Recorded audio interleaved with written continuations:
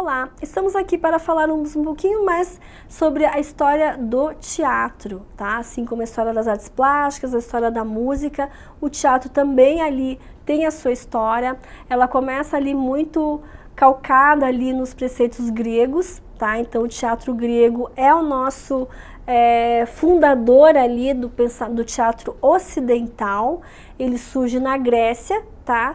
E ele vai aí surgir e representar ali as festividades do Dionísio, tá? Que era o deus do vinho, tá? A gente tem até aqui embaixo uma escultura representando o Dionísio.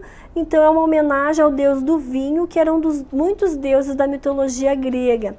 Interessante assim é de lembrar que os deuses gregos, eles tinham uma semelhança muito grande com os defeitos, os sentimentos humanos. Então eles tinham vícios, né? No caso Baco, Dionísio, que bebiam, né? Então eles têm os mesmos sentimentos, eles eram muito humanizados, né? Então isso que é bem interessante. Então quando a gente fala aqui do surgimento do teatro, a gente pensa sempre do surgimento do teatro ocidental, que o oriental seria uma outra vertente, e a gente tem no ocidental a fundação aqui se dá no teatro grego, tá? Principalmente aí nas festividades em homenagem a Dionísio, tá? Que era um desses deuses aqui. No teatro romano, eles não têm aqui, não é um reflexo do teatro grego e tinha um estilo próprio. Isso é muito interessante da gente pensar, porque se a gente for relacionar, por exemplo, na história das artes plásticas, o grego e o período greco-romano, eles se juntam, porque eles têm muitas similaridades. E a gente vai ver aqui então que o grego é diferente do romano em algumas questões, ou seja, tem as suas especificidades aqui. O teatro romano, então, ele perde o caráter de sagrado, tá? Então ali no grego a gente, por mais que os deuses, eles tinham sentimentos humanos e defeitos humanos, tinham um caráter mais sacro, né? Mais sagrado.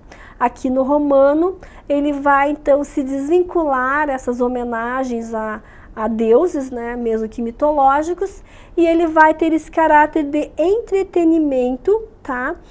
Ligado então à diversão, ao prazer, à comédia, e ele toma o lugar da tragédia, tá? Então a tragédia, ela é o que surge ali, né, o surgimento do teatro, e depois em contraposição a gente tem a comédia. É claro que a tragédia continuava sendo ainda explorada, mas a gente vê aqui então a comédia como sendo um contraponto da tragédia e tomando forma e tendo um corpo aqui também significativo também. Então veja que interessante aqui que a gente tem um exemplo nessa figura de um teatro, né, greco-romano, que o grego também tem uma semelhança, e era um ar livre, né, e a gente vê que tem uma grande... A gente tem aqui possibilidade da plateia participar de um grande número, e aqui os atores, eles podiam encenar a peça. Então os teatros, eles tinham essa meia curvatura aqui, o público ficava aqui e os atores, eles atuavam naquela parte central, na parte de baixo, tá? Então a gente vê que a estrutura dos teatros hoje, mesmo que fechados, eles têm uma estrutura bem parecida com esse período aí. A gente quase que não vê tanta diferença. Esse modelo é bem tradicional, porque se respeita mais a questão de acústica, de visibilidade do espectador. Então, se é arredondado, você tem a possibilidade de que todas as pessoas consigam ver e ouvir de maneira menos diferenciada. É claro que quem está na primeira fila vê bem mais do que quem está na última fila, até questão de preço é diferenciado, né? O valor de uma primeira fila é bem mais caro que quem está lá na fila B, fila C, enfim. Mas aqui eles buscam fazer com que todos tenham esse privilégio de ver o melhor possível e ouvir as cenas também. O teatro romano, então, que perdeu esse caráter sacro, né, foi mais para o humor, aqui para a comédia. A gente tem aqui que os espetáculos de circo romanos eram violentos e ele se baseava em competições entre romanos e os cristãos, os quais eram sacrificados publicamente. Então veja que aqui era pesado, então era carregado de uma violência, claro que uma representação, né?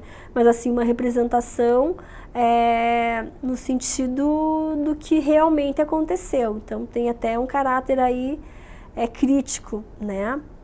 E daí a gente tem aqui, mais ou menos na 1500, mais ou menos, a gente tem aqui o período do Renascimento, a gente vai ter as comédias dell'arte, tá? Que são as mais conhecidas aí. E é super interessante aqui, porque aqui a gente vai ver que existe esse teatro itinerante. Ela lembra muito os circos, né? Que os circos, eles vão com toda a sua trupe, né, de cidade a cidade. Eles agora não mais, mas eles levavam animais, agora é proibido realmente, com toda a razão, né, por questões de proteção aos animais, mas a família normalmente são familiares, e eles então levavam toda a equipe, as tendas e tudo, e se apresentavam, no caso do circo. Aqui eles tinham uma espécie de uma carroça, enfim, que eles levavam, que era o palco, no qual os atores podiam se deslocar ali de cidade em cidade, disseminar a arte deles, que era normalmente feita por comédias. O gênero teatral era comédias. Então veja aqui que nessa cena a gente tem o público aqui, né? Aqui embaixo a gente tem o público e o público geral. Aqui tem até os camarotes aqui para algumas pessoas, mas a gente tem aqui o bem interessante, que o público tinha um acesso maior aí a essa cultura, que antes ela era mais... Se bem que no grego e no romano também era aberto a um grande número de pessoas, né? Talvez a música fosse mais elitizada que o teatro aqui, se a gente for comparar.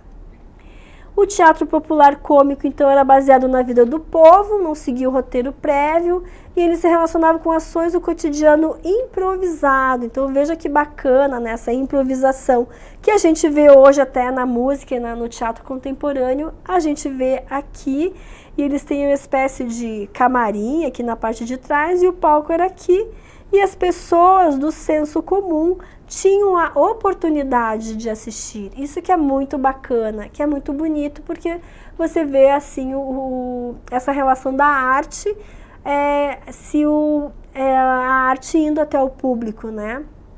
Então isso é muito bacana. Os personagens aqui, então, clássicos dessa comédia dell'arte, então isso é muito importante vocês gravarem, tá, pessoal, que na prova do Enem, se for pensar aqui um pouquinho na história do teatro, essa é uma pergunta que pode sim cair na prova, tá?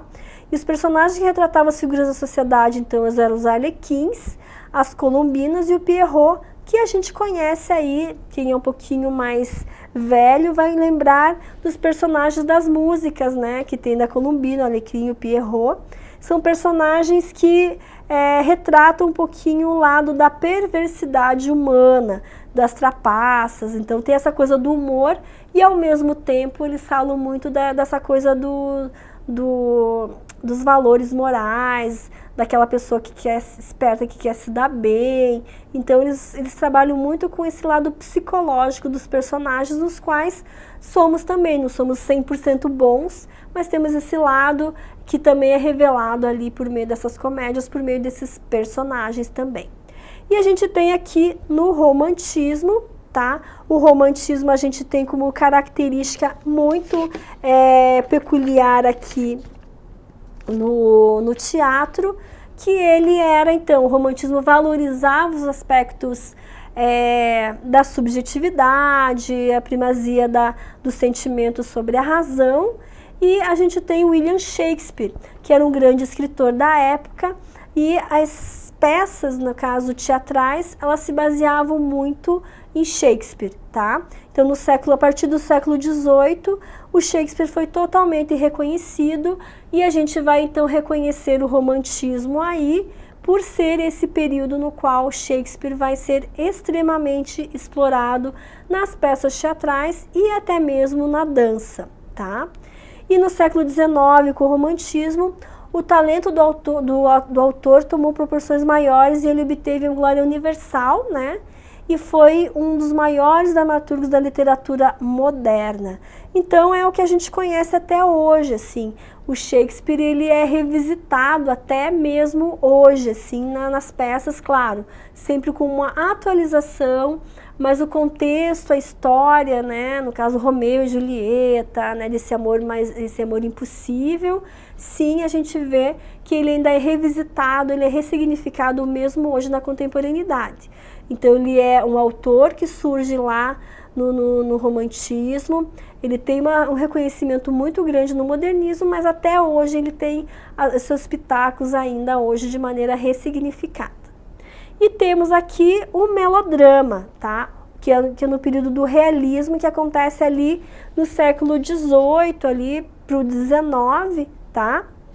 E que a gente vai ver aí, que é um gênero teatral que vai influenciar as artes dramáticas até os dias de hoje, tá?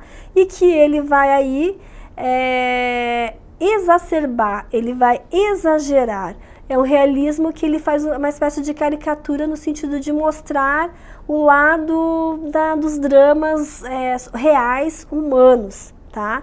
E ele vai usar então aqui tanto a música como diálogos falados. Quando vocês verem então uma peça que tem música, essa ação dramática com diálogos falados e música, ela provavelmente vai se ligar então aos melodramas aí.